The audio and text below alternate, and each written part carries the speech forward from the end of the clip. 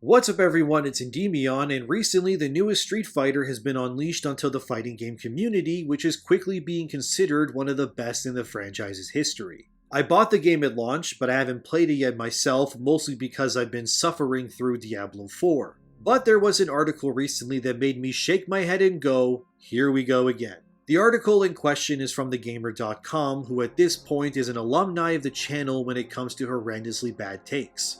The article is titled, Cammy's classic outfit should never have been brought back to Street Fighter. The author of this article, Stacey Henley, who assures readers she's all for sexy women in video games, immediately contradicts herself by stating Cammy's original outfit is too sexy and Capcom should remove it from the game entirely. Before I tear this article a new one, I figured I at least allow Miss Henley the opportunity to speak for herself, so she said, and I quote, Street Fighter 6 has received critical acclaim ahead of its launch week, and even before we could get our thumbs around it, the character models were generating a lot of discussion. Cammy switched her iconic green swimsuit. I think it's actually supposed to be a camouflage leotard, but in reality, it was lycra that barely covered anything. In any case, it was switched out for leggings and a cropped jacket, which covered her up a lot more, but also looked much better on her. Now the old outfit is back, and it's gross. This outfit has always been kind of weird, but the extra details in Street Fighter 6, the solidification of the cartoonish realism the art style aims for, and the game's penchant for dramatic low angles all combined here to make it appear ridiculous. While her new outfit is cool and fresh, the return of the classic look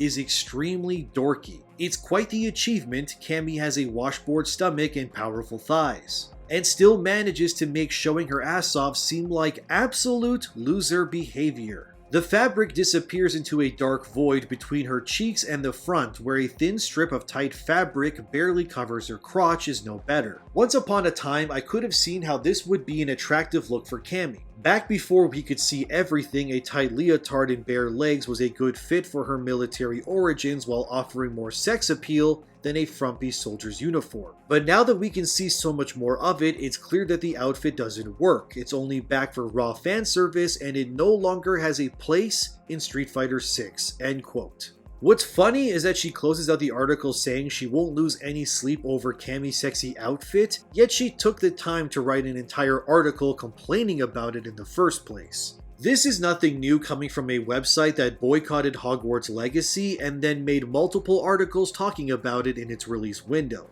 So what we're dealing with here is classic woke game journalism sprinkled with an unhealthy dose of modern day feminism. Western game journalists have been pushing for years to have female characters be more clothed and realistic. While the initial movement of this concept is novel, it has also led to the downgrading of female character design as well. There's nothing wrong with players wanting characters to be more stylized or in skimpy outfits, especially in a game like Street Fighter, which is notorious for showcasing everyone in provocative ways. The same argument could be made for Ryu since he can show his bare chest and abs, which, using the logic of the gamer, means Ryu's outfit should cover him up instead of sexualizing his ripped body and bursting muscles. I think the true reason why these SJW types don't like seeing characters like Cammy in her classic outfit is because it goes against their want to desexualize and ruin the creative freedom of entertainment if it doesn't perfectly fit their agenda. Street Fighter is a lot like Dragon Ball in terms of how it depicts its characters. While both franchises showcase extremely fit people with abs and muscles, at their core, both franchises are about individuals who better themselves and take control of their lives. Cammy being a ripped English woman with a butt so perfect it was carved by Michelangelo himself should be celebrated. Because if someone idolizes a character like Cammy, it could push them to get into shape themselves, which is a major win. There's many fans online where you can read about how watching Dragon Ball, for example, pushed them to better their lives and hit the gym. If thegamer.com had their way, Cammy would be in a bedsheet with eye holes, and even then they'd probably complain that it's too sexy. Capcom of course knows what they're doing, as for years now they've been releasing bangers like it's nothing. And when comparing how Capcom views and treats their franchises to how Western studios tend to, it's clear why so many Western consumers are choosing Asian-centric media over their own.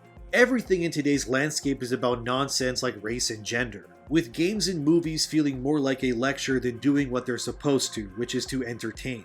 Japan, on the other hand, doesn't worry themselves with the logistics of whether something is believable or might offend someone. They just do dope shit and make it look cool as hell, and because of that, people open their wallets.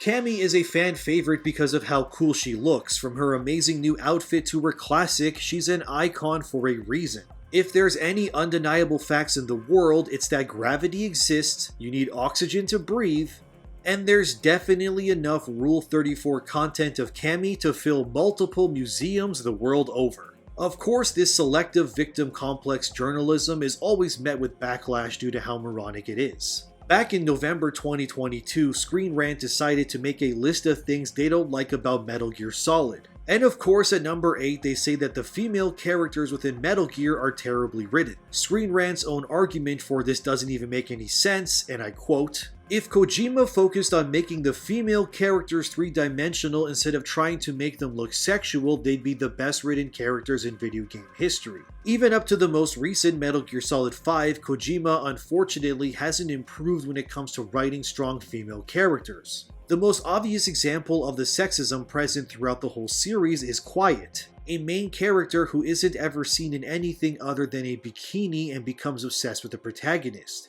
Then there's Paz, a character who dies after a bomb was hidden inside her vajayjay. The best games have well-rounded three-dimensional characters of both genders, and there's no excuse for the male gaze chauvinism displayed across Metal Gear, an aspect which prevents them from becoming truly great games, end quote.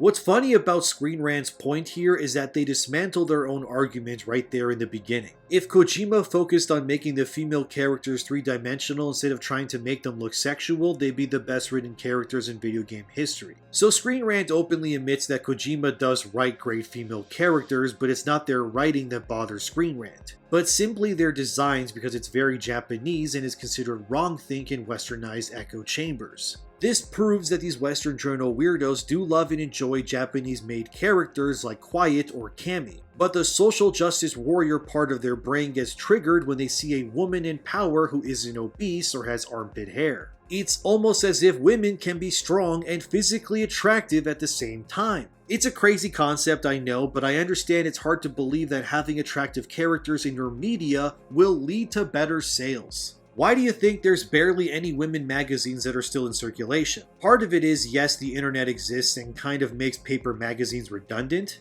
but also because fitness magazines for a while now have been pushing blatant lies to up their ESG scores.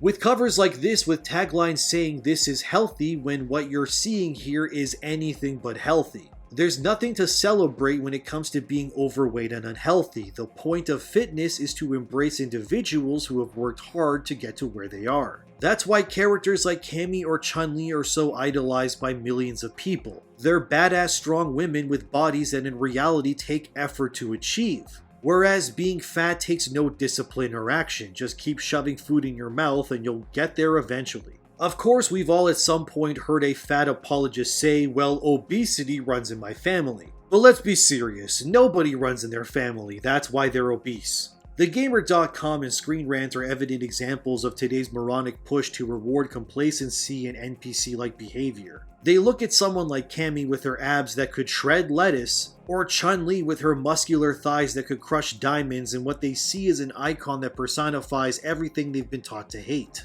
They don't want attractive women in anything, never mind just video games. The concept of having sexy women in general is openly attacked by the fashion industry and games at large these days. In the ever-growing battle of inclusion and pandering to every echo chamber in existence, these companies have conditioned millions of people into believing they should celebrate their laziness over hard work, and to vilify or attack individuals who don't use excuses and actually make something out of themselves.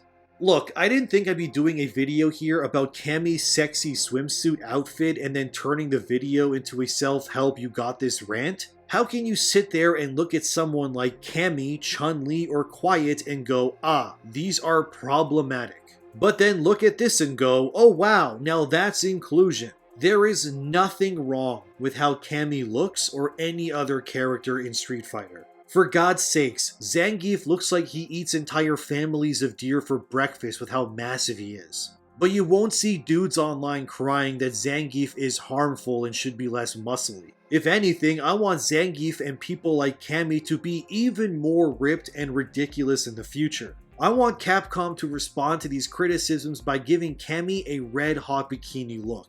Throw in some high heels while you're at it too and watch the money just fly into Capcom's bank accounts. Whenever Japanese developers listen to Western journals, that's when we end up with misfires like Ghostwire Tokyo, which was held back in every way because it pandered to Western trends and lost its identity amidst the progress. Street Fighter thankfully is a Japanese franchise and has more diversity than most games 10 times over. But they also showcase each fighter of every region in unique and memorable ways while never forgetting to have fun with it. If Street Fighter was made by Naughty Dog, everyone would be lesbian and all the men would play second fiddle to the female characters. And I mean, I wouldn't mind some lesbian characters in Street Fighter because I definitely didn't look at Spicy Art of Cammy and Chun-Li dealing with their problems in another way, did I? Maybe, but I'll never tell. And to further prove that the woke identity politics of Western creators isn't working, let's finish this video by looking at comics. Right now, it's very clear that Japanese manga is curb-stomping American comics to such a degree it's not even a contest anymore.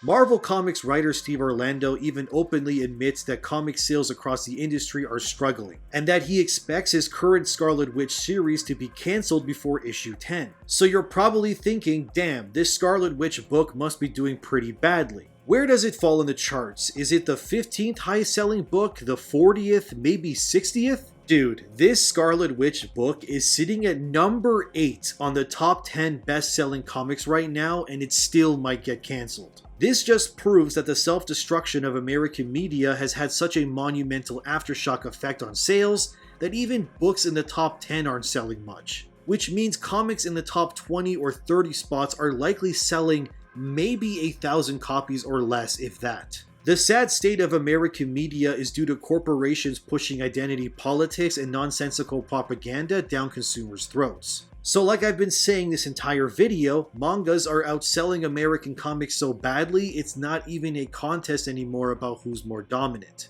And to close this video, the proof speaks for itself with Street Fighter as a franchise recently crossing over 50 million units sold in its entire history, with over 1 million players having jumped into Street Fighter 6 since launch.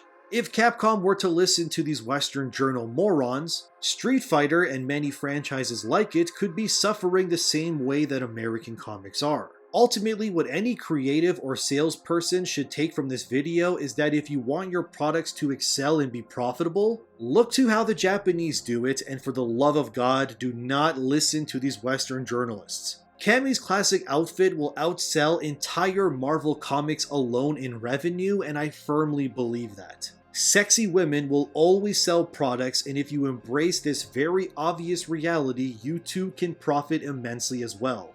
So in the end, no, Cammy's outfit is not problematic, and Western dumbasses are just angry that their pathetic revisionism to make every woman fat and ugly is simply not working like they hoped it will. So reject the modern Western ways of thinking and embrace the base sexiness of dope products like Street Fighter 6. Cammy is and always will be a badass woman who's also a sex symbol to the fighting game community. And my dear viewers, there's absolutely nothing wrong with that. So thank you for watching, subscribe for more, and like the video to help the channel out. Have a great day, and I'll see you in the next one.